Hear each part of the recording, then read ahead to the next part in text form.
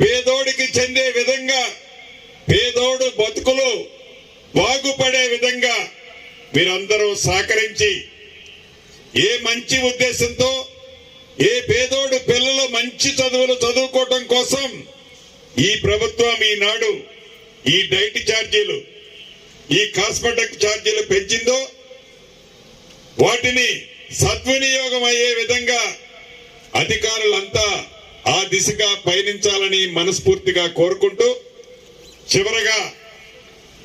Frequent గా వస్తుంటాను, వస్తా పోతా చెప్పకుండా ఆగుతాను. దయచేసి ప్రిన్సిపాల్ గారు గాని మిగతా టీం గాని